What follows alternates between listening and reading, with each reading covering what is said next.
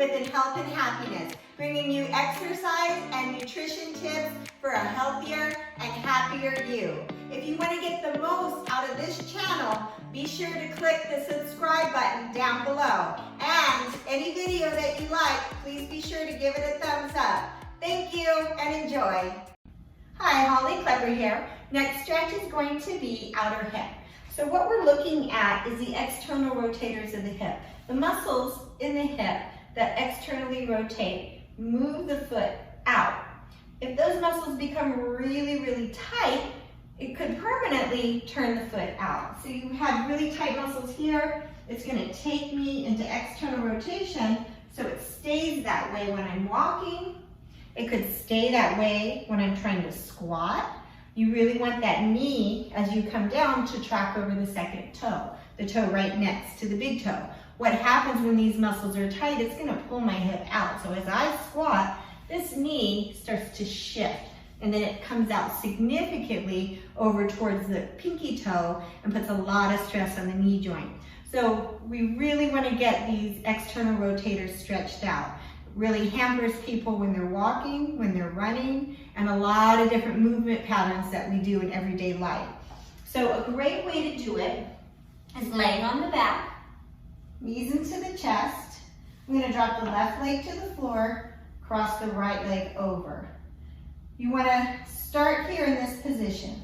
So some people feel a lot of stretch here on the outside of that right hip, just being in this position.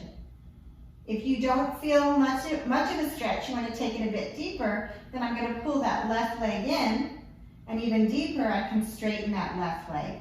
Just making sure that you're trying to keep the back onto the ground. So right when I get to this position here, you can see my right elbow can push into the right leg, opening up that outer hip even more.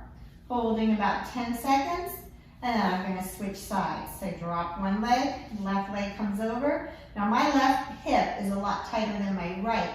So I start here, see how it feels. I'm going to pull it in. So right about there, pretty tight. I can straighten the leg.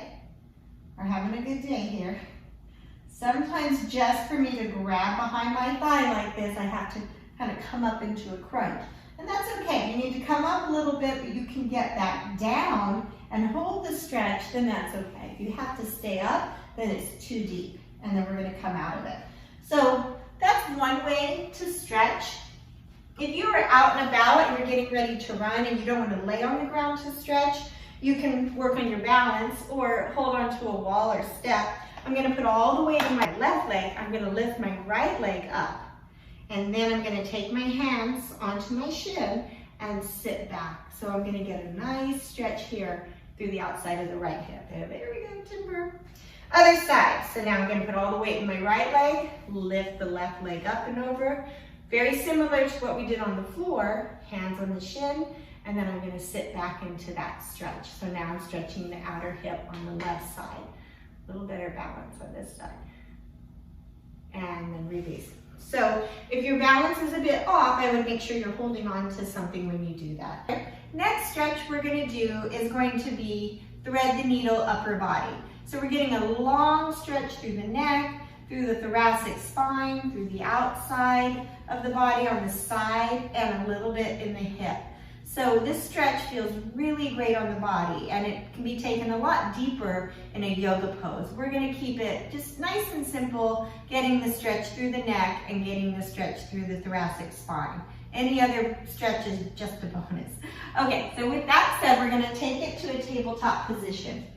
So from this position, I'm going to show it both ways.